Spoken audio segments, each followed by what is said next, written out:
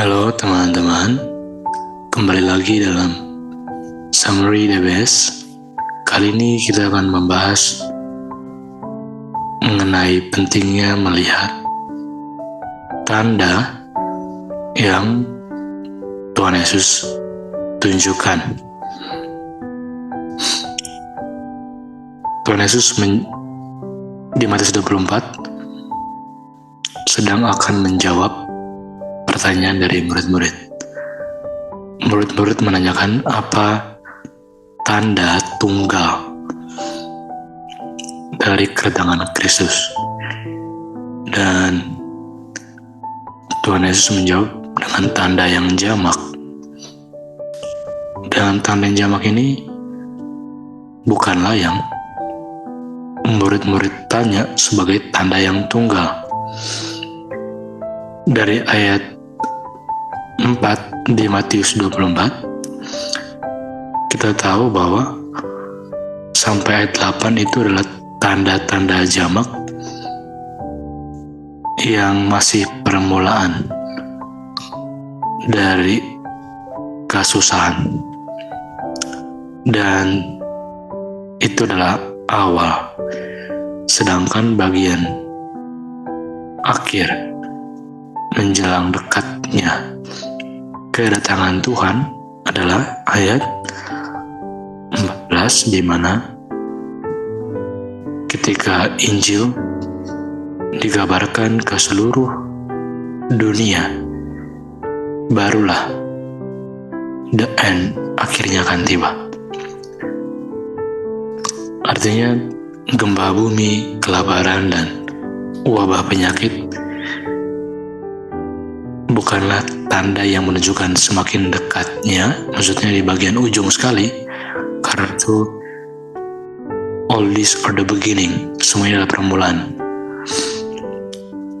Tapi ketika Injil akan dikabarkan ke seluruh dunia, dekatnya kedatangan Tuhan sudah hampir tiba. Dan itu semula tanda jamak. Itu belum menjawab apa yang murid-murid tanya. Dan Tuhan Yesus berikan tanda tunggal yang akan menjadi tanda yang mengakhiri semua tanda jamak, yaitu ayat 15, ketika engkau melihat Abomination of Desolation yang ditulis Nabi Daniel. Penting sekali untuk mengerti bahwa ini ditulis oleh Nabi Daniel, karena kata abomination kita bisa lihat berbagai macam artinya ditulis oleh berbagai macam nabi. Tapi yang Tuhan Yesus sedang minta adalah abomination di buku Daniel. Dan kalau kita lihat, itu ada di Daniel 11:31 dan Daniel 12 ayat 11. Dan ada pola penting. Kenapa harus Daniel? Karena Daniel memiliki konsep format cerita yang ingin disampaikan oleh Tuhan Yesus sebagai tanda akan dekatnya pintu kasih. Sedangkan kalau di kitab selain Daniel, mereka tidak memiliki konsep format cerita dari Abomination of Desolation. Kitab lain mungkin bisa memiliki definisi dari Abomination of Desolation, tapi mereka tidak memiliki format cerita dari Abomination of Desolation. Kalau kita baca di Daniel 11 ayat 31, kita tahu di situ urutannya adalah ketika the arm shall stand on his part. Pertama, di situ adalah ketika gereja dan sipil bersatu, mereka akan pollute the sanctuary and take away the daily. Dan kata daily ini adalah kata yang ada di Daniel 12 ayat 11. Jadi, and from the daily taken away sampai our day set up itu ada 1290 hari. Jadi ini menunjukkan gambaran konsep format cerita yang sama untuk mengetahui apa itu abomination of desolation. Dan pollute the sanctuary dan take away the daily itu adalah pelayanan Kristus setiap hari di dalam Ka'bah. Bagaimana cara church dengan state, bagaimana cara gereja dan sipil ini membuat atau mengotori pekerjaan Kristus di sanctuary. Kita tahu bahwa yang bisa berhak melayani di sanctuary adalah imam. Dan ini adalah membahas imam yang sanctuary yang di surga. Dan di Ibrani 5 ayat 5, Bapa sudah tetapkan bahwa ketika anaknya lahir, anaknya lah yang menjadi perantara mediator, priest, antara umat manusia yang berdosa dengan Bapa. Jadi, prinsip yang mau kita ambil adalah ketika church dengan state mau mempollute sanctuary dan take away the daily, menyingkirkan daily, yang dilakukan oleh church dengan state sebenarnya adalah mereka berusaha menyingkirkan, mengaburkan, menghapus, merubah, meniadakan bahwa Yesus Kristus benar-benar the Son of the living God, bukan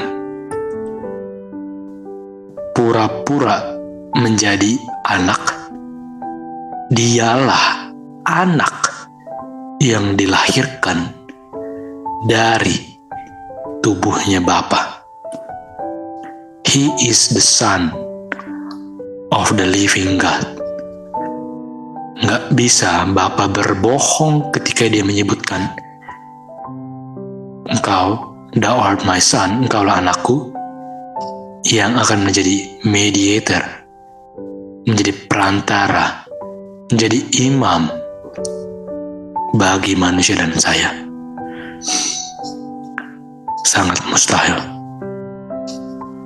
Artinya, kita bisa mengerti bahwa yang dilakukan mereka adalah membuat Tuhan Yesus tidak dikenal lagi.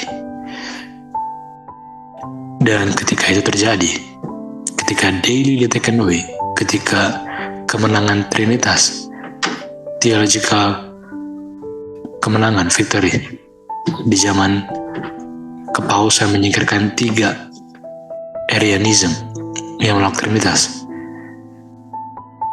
kemudian berhasillah kepausan mendirikan abomination of desolation. Selama 1260 tahun, umat Tuhan harus mengalami aniaya yang keji dan penderitaan yang tidak pernah terjadi sebelumnya. Dan itu semua tercipta ketika sivil, Wahyu 13:3, Reagan memberikan kuasa, give power, great authority and seat, diawali oleh Clovis tahun 496.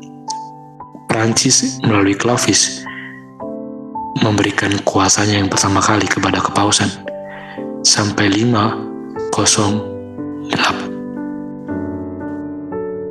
Ketika 508, semua dragon yang mau memberikan kuasa kepada kepausan sudah memberikannya. Dan dengan jalan demikianlah doktrin kepausan memperoleh kemenangan yang pasti untuk menindas siapapun yang menolak ajaran Trinitas yang mengatakan Kristus awalnya selalu bersama-sama dengan awalnya Bapa. Bapa tidak lebih dahulu daripada anak, itu yang Trinitas bilang. Dan dengan jalan demikian, di akhir zaman, pengulangan hal yang sama ketika kita melihat gereja mulai menerima kuasa dari kepausan. Ketika gereja mulai menerima kuasa dari sivil, dan sivil memberikan kuasanya untuk memaksakan gereja mengajarkan pengertian Trinitasnya. Ketika sivil memberikan power supaya gereja take away the daily, menyingkirkan Kristus dari pelayanannya di sanctuary,